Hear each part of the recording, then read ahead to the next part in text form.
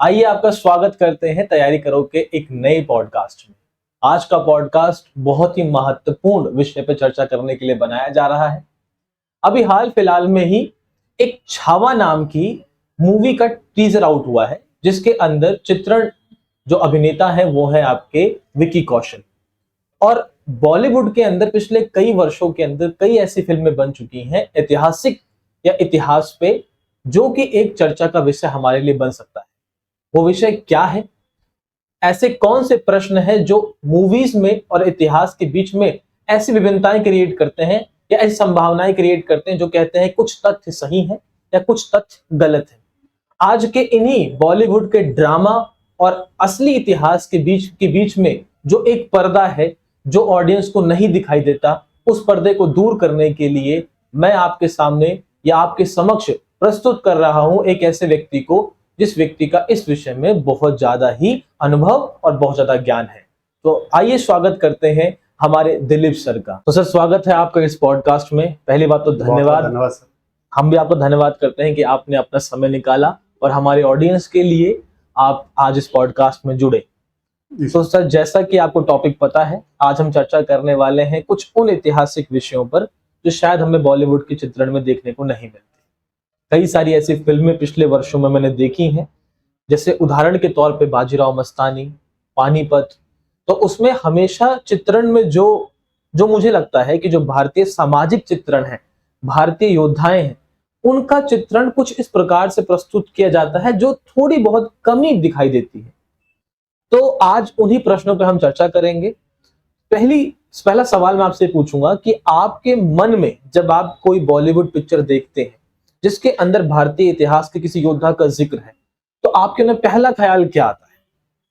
Sir, सबसे पहले तो बात आपने बॉलीवुड की तो बॉलीवुड बिल्कुल ही सही नहीं कर रहा है हमारे इस संस्कृति के साथ। मैं आपको बता दूं सर, जैसे आपने बाजीराव मस्तानी, पानीपत, चाहे जोधा अकबर हो गई, जो मूवीज बनी है, इनका और इतिहास का क्या संपर्क है? सर, मूवीज जो बनाई जाती है वो एंटरटेनमेंट के लिए बनाई जा रही है। ठीक है, आप केवल एंटरटेनमेंट करें मूवीज को, और आप देखें कि मूवीज में क्लियर रोमांस दिखा रहे हैं, कहीं गलत रोमांस दिखा रहे हैं। जैसे मैं स्टार्टिंग कर दूं सबसे पहले जोधा अकबर मूवी से। जोधा अकबर मूवी अभी आई थी, शायद ऋतिक रोशन जो वाली मूवी है, उससे पहले मुगले आजम आई हुई थी। एक सीरियल भी आया जोधा अकबर। सर, ये नाम ही गलत है। समझे आप इस चीज को कि जोधा कभी भी अकबर की पत्नी थी नहीं। ये तो बहुत बड़ा प्रश्न है। तो जोधा किसकी पत्नी थी? सर, जोधा अकबर के बेटे जहांगीर की पत्नी है। जो जोधा अकबर हम कह रहे हैं वो जोधा तो अकबर की पत्नी है ही नहीं, वो पत्नी है जहांगीर की, अकबर के बेटे की पत्नी है। जो अकबर की पत्नी है उसका नाम है हरकाबाई, जो कि जयपुर की राजकुमारी है। और जो जोधाबाई है, नाम से ही उसमें उसका नाम है मानीबाई, उसका नाम मानीबाई था, लेकिन जोधपुर की राजकुमारी थी तो जोधाबाई हो गई। आप जब पढ़ोगे तो मोटराजा उदय सिंह ने 1587 से शासन संभाला था, तो उनकी बेटी है मानीबाई, क्योंकि जोधपुर की हैं तो जोधाबाई। जिस प्रकार से द्रौपदी पांचाल की थी तो पांचाली हो गई थी। ठीक है, तो राज्य के नाम पर उनकी बेटी का नाम। तो जोधाबाई जहांगीर की पत्नी है, जिसके बाद में खुर्रम, जो सांझा कहते हैं, जिन्होंने ताजमहल बनवाया, वो हुआ। तो जोधा जहांगीर की पत्नी है, अकबर की है ही नहीं। तो हमने क्या किया, जोधा का नाम अकबर के साथ जोड़ा। ये तो बहुत भारी ऐतिहासिक प्रश्न भी है और चिन्ह भी है। कितनी ऐतिहासिक भूल बॉलीवुड कर रहा है। हम बॉलीवुड से क्या आशा कर सकते हैं, बताइए? क्या बॉलीवुड सही इतिहास हमें बताएगा? नहीं, ये तो सोचने वाली विषय है। इसी प्रश्न को पूरा करने के लिए पॉडकास्ट। और सर, और कोई ऐसी गलतियां जो दिखाई देती हैं? देखिए, गलतियां, मैं बाजीराव मस्तानी की बात करूं, आपने जो 2014 में जो मूवी आई थी। ठीक है सर, बाजीराव एक ऐसा योद्धा है जो मराठा साम्राज्य के सर्वश्रेष्ठ योद्धाओं में से एक है। आप छत्रपति शिवाजी महाराज देख लीजिए, छत्रपति संभाजी देख लीजिए, उनकी लेगेसी को आगे रखते हैं बाजीराव।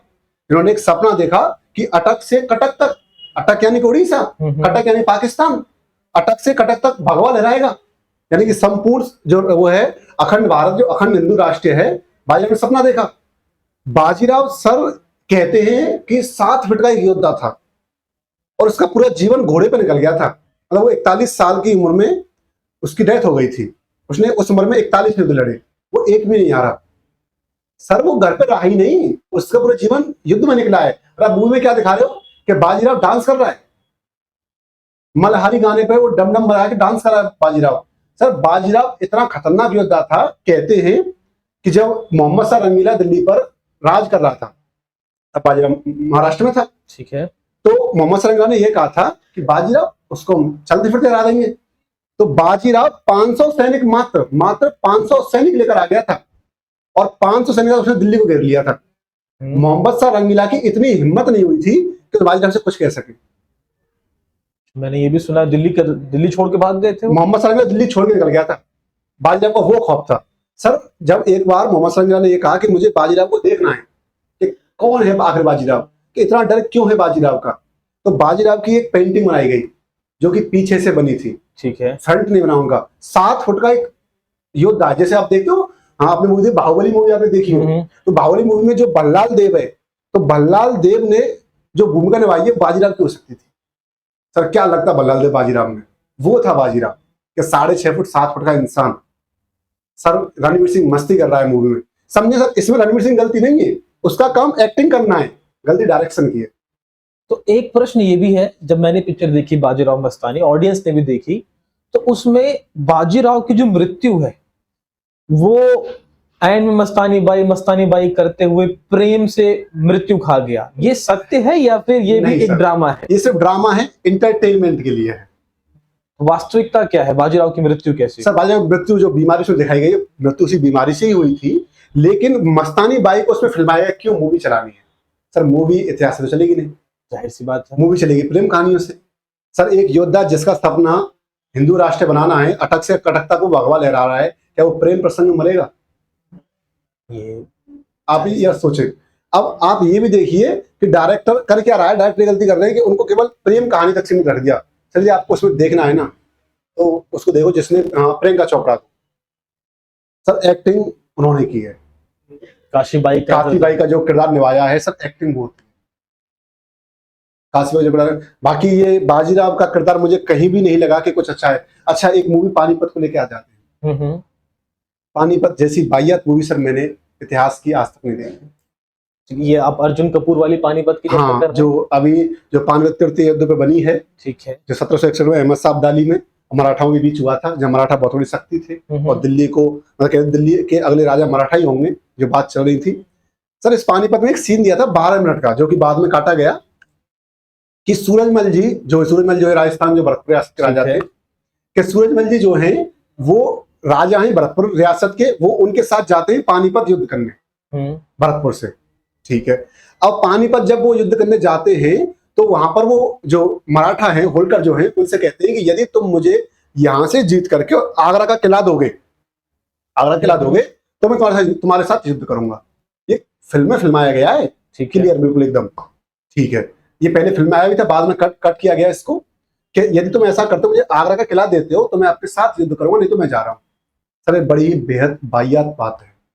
जब यहाँ से होलकर भरतपुर होकर गुजर रहे थे पानीपत के लिए, कि मराठा से आना है पानीपत जाना, तो भरतपुर से होकर गुजर रहे थे, तो सूरजमल जी ने कहा था कि भाई हमारी सेना आपके साथ चलने को तैयार है, आप चाहें तो युद्ध में हम आपका साथ दे सकते हैं।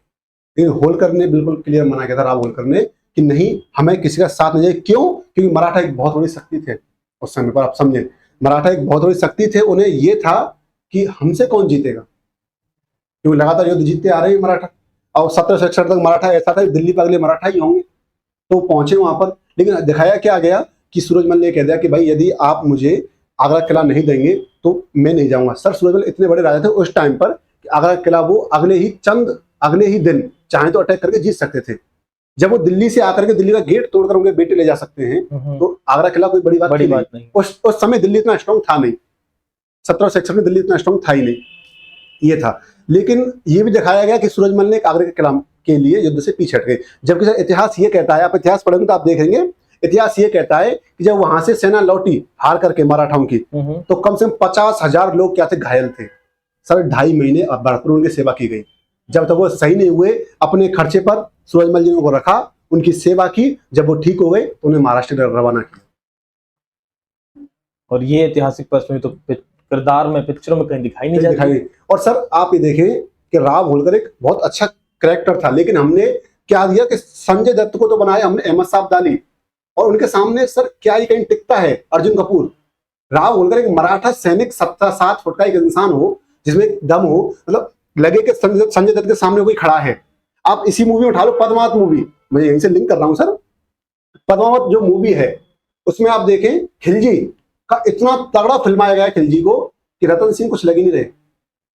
और रतन सिंह के लिए उसमें कुछ शॉर्ट्स ही नहीं है, केवल खिलजी को इतना बड़ा फिल्मा दिया गया, खिलजी इतना बड़ा राजा बना दिया गया है, रतन सिंह बहुत छोटे हो गए।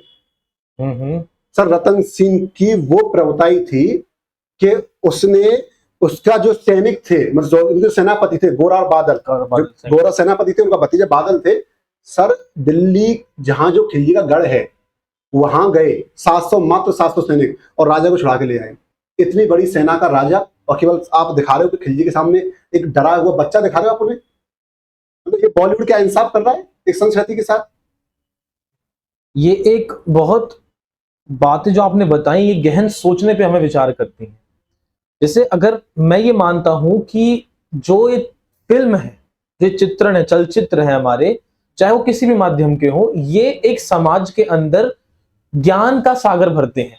जैसे उदाहरण के लिए मैं आपसे बात करूंगा कि जब हमारे पिताजी या फिर अभी लॉकडाउन हुआ था, तो पुरानी जो रामायण थी या पुरानी महाभारत थी उसको दोबारा चलचित्र पे लेके आया गया।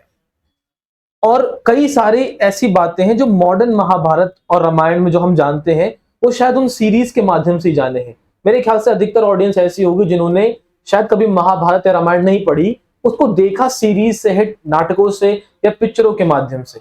अब अगर बॉलीवुड का जो भी पिक्चर आ रही है, ये जो भी पिक्चरें हैं अभी तक, वो ऐसे गलत ऐतिहासिक पृष्ठभूमि को सामने रखेंगी तो आने वाला जो समाज होगा वो किस प्रकार के इतिहास को समझेगा सर? सर समझे, मैं अभी की लेटेस्ट बता रहा हूँ, लेटेस्ट जोधा अकबर से आपने ना कैसे समझेगा कि मैं अभी गया तो मेरी एक भतीजी जो आईआईटी की तैयारी कर रही है, तो उसने मुझसे पूछा, उसने वो मूवी देखी जोधा अकबर की। ठीक है।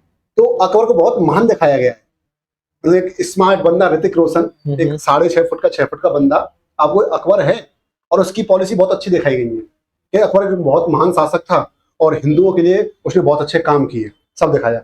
क्या उन्होंने ये दिखाया कि 1570 में और 1569 में जब चित्तौड़ को जीता, उदय सिंह जी को हराया, तो वहां पर 30,000 हिंदुओं को मार दिया गया, काट दिया गया। क्या उन्होंने 30,000 का नरसंहार दिखाया?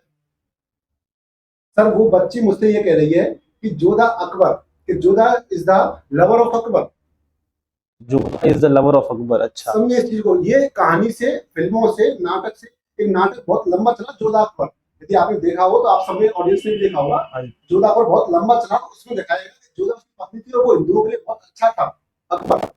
सर ये तो दिखाओ कि 1569 में जब युद्ध हुआ, जब चित्तौड़ पर अटैक किया गया, उदयपुर पर अटैक किया गया, उदय सिंह जी को हराया, उदय सिंह जी जंगलों में चले गए, तो वहां पर 30,000 हिंदुओं को, जो कि सैनिक भी नहीं थे सर, वहां निवास करने वाले थे, उनको नरसंहार कर दिया, उनको काट दिया गया। सर ये भी तो अकबर ने किया। क्या हमने ये उस मूवी में दिखाया या उस सीरियल में दिखाया? नहीं दिखाया।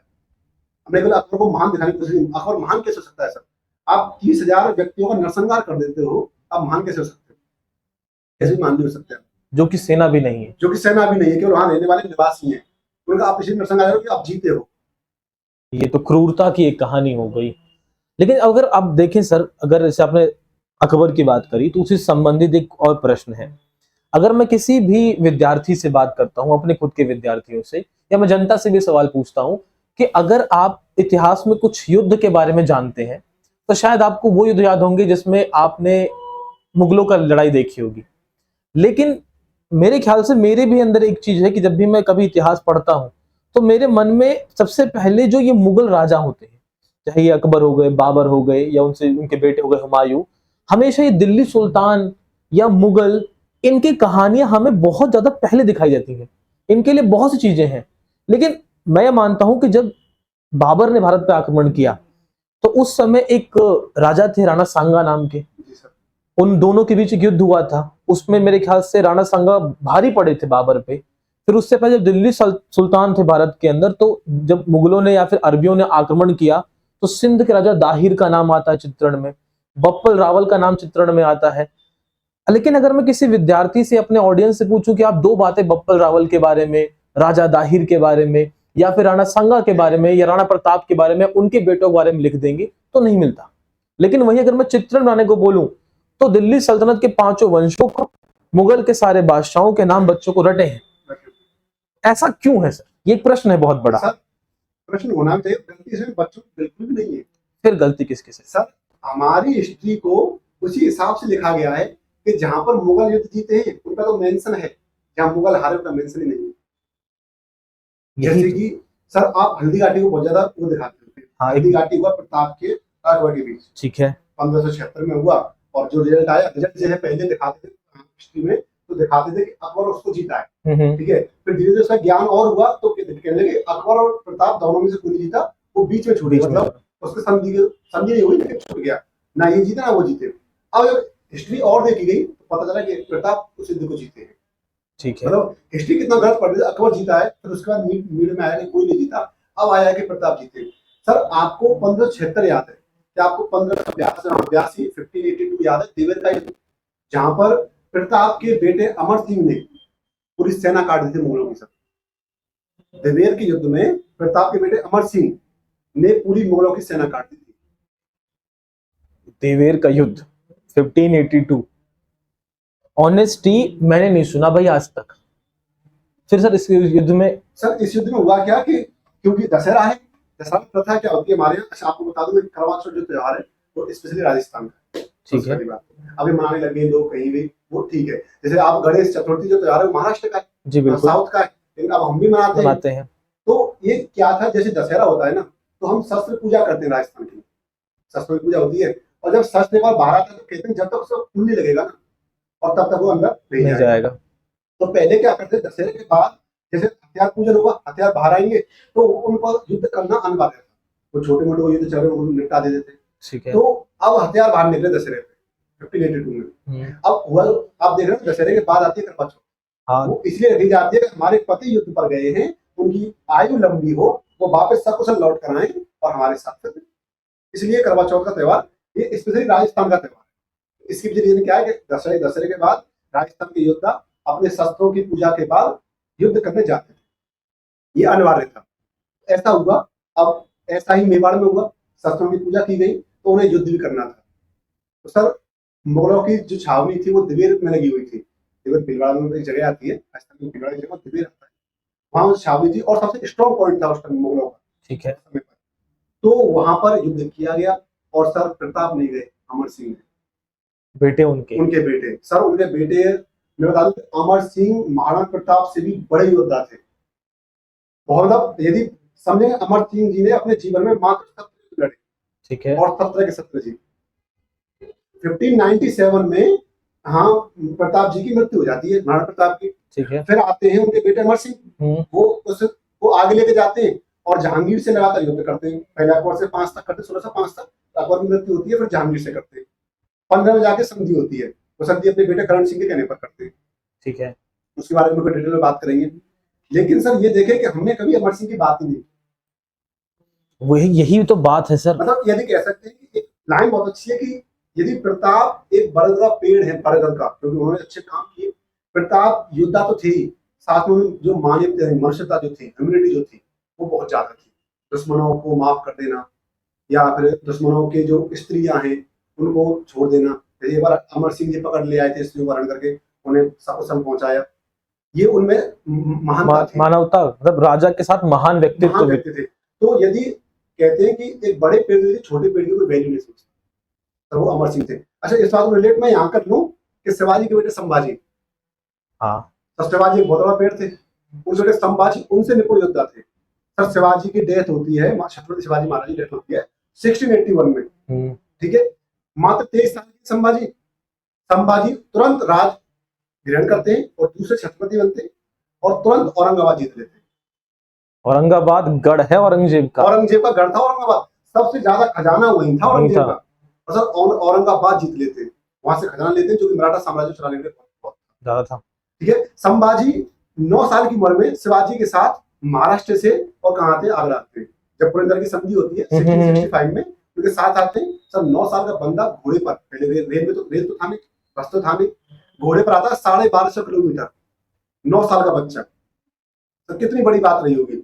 16 साल की उम्र में पहला युद्ध करते हैं रामनगर का संभाजी, लेकिन हम याद न रखते हैं, क्यों? क्योंकि छत्रपति शिवाजी महाराज बहुत बड़ा पेड़ थे। अब पेड़ क्या आपको ये पता है औरंगाबाद जीता औरंगजेब ने, ये आप पढ़ते तो आपको पता होगा, कहीं को नहीं पता। उनको ये पता है पुरंदर की संधि हुई है, शिवाजी ने हार मानी है, क्योंकि औरंगजेब के सेनापति जयसिंह वहां लड़ने गए थे, तो शिवाजी ने हार मानी है, तो ये सबको पता है। लेकिन आपको ये पता औरंगाबाद संभाजी ने तुरंत जीत लिया था। सर संभाजी के बारे में कहा जाता है कि 9 साल में 120 युद्ध लड़े थे, छोटे मोटे युद्ध मिला करके। 9 साल में, मात्र 9 वर्ष में, और सारे के सारे जीते थे। अब आप ये मान के चले कि एक एक कॉन्टेक्स्ट इसमें मुझे निकल के आता है कि जब भी हम देखते हैं बाबर को, तो बाबर के चित्रण में बाबर ने 12 साल की उम्र में युद्ध करना शुरू, मतलब काफी युद्ध किए उसने और जीता भी। तो हम कहते हैं कि बाबर बहुत महान थे क्योंकि 12 वर्ष की उम्र में इतना कर लिया उन्होंने।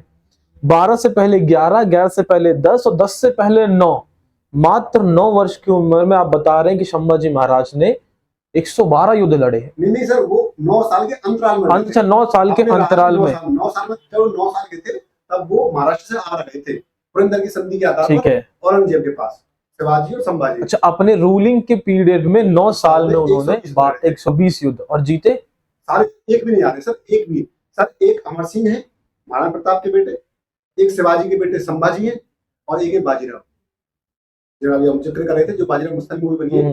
तीनों अपने जीवन में एक भी हारे नहीं है, और हमें किसका पता है? किसी का। सत्य है इसमें, सत्य। बाजीराव मस्तानी को हमने देखा भी तो एक एंटरटेनमेंट के लिए ऐसा कैरेक्टर बना दिया जो प्यार में मारा गया, प्यार में मारा गया। पूरी मूवी में केवल प्यार की बात हुई। ये तो बहुत बड़े प्रश्न निकल के आते हैं यहाँ से। मेरे ख्याल से ऐसा कोई भी, मेरे ख्याल से ऐसी कोई चलचित्र या पिक्चर मैंने नहीं देखी जहां पे ऐसे कुछ ऑथेंटिक इंफॉर्मेशन से इतिहास बताया जा रहा हो। आप बाजीराव मस्तानी आपने देखी होगी, ऑडियंस ने देखी होगी। आप मुझे एक बार बताएं कि दो राजा के बीच बातचीत हो रही है, जैसे जब वो गए हैं वहां पर दक्कन में संधि करने के लिए, तो निजाम से कह रहे हैं, वो बाजीराव कह रहे हैं निजाम से मूवी में कि सब आम ही आम है, बचा कुछ निजाम है। मतलब ये क्या डायलॉग भाई, मतलब ऐसे दो राजा के बीच बात हो रही, मतलब एक डायलॉग बाजी में, कहावत में बात हो रही है दो राजाओं के बीच, ऐसे कैसे हो सकता है? सर बाजीराव एक निपुण, सर बहुत तेज बुद्धि से, इतना तेज था कि सामने बुद्धि से रहता था। सर संभाजी ने जब राज्य को अडॉप्ट किया था ना, शिवाजी के बाद जब राज्य को आगे संभाला, मात्र 20,000 की सेना थी, औरंगजेब के पास 8 लाख की सेना थी। औरंगजेब को मजबूर किया कि उत्तर भारत से ध्यान हटाए और दक्षिण भारत में ध्यान लेके आए। सर ये संभाजी को जानते थे क्यों? क्योंकि शिवाजी इतना बड़े हो चुके थे कि संभाजी इसी प्रकार से, प्रताप इतने बड़े हो गए थे कि वो अमर सिंह को नहीं जानते थे। अमर सिंह ने दिव्य का अपने दम पे जीता है। ठीक है, मतलब ये तो मतलब मैं तो पूरे ही इस वीडियो के अंदर सिर्फ ठीक है बोलने के लिए हूं, क्योंकि कोई प्रश्न ही नहीं बचता। अगर ऐसे ऑथेंटिक इंफॉर्मेशन नहीं है हमारे चैनल पे, मतलब या फिर कहीं भी पिक्चरों में, तो मान के चलें कि आजकल का पूरा यूथ जो है ये सीख ही सिर्फ पिक्चरों से रहा है। तो यही सीख रहा है।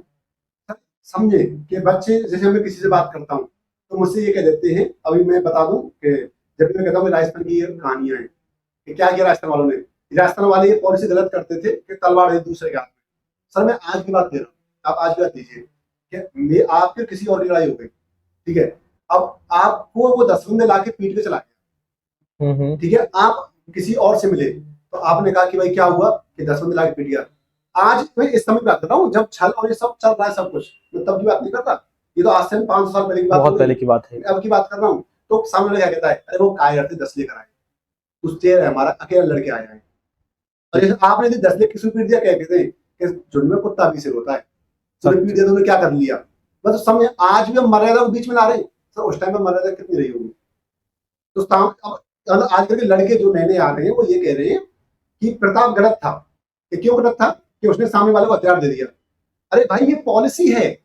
जैसे पृथ्वीराज चौहान को देख ले, मोहम्मद गौरी को माफ किया, तो कहते क्यों माफ किया? भाई उस टाइम की पॉलिसी थी, माफ करना चाहिए। भाई कोई शरण में आया, माफ करना हमारा कर्तव्य है। यदि हम ऐसा नहीं करते, इतिहास क्या लिखता कि राजा की शरण में आया और माफ नहीं किया, इतिहास प्रश्न चिन्ह उठा देता, उंगली उठ जाती। आज जिन राजाओं को हम गर्व के साथ याद करते हैं, हमारी उंगली उठ जाती।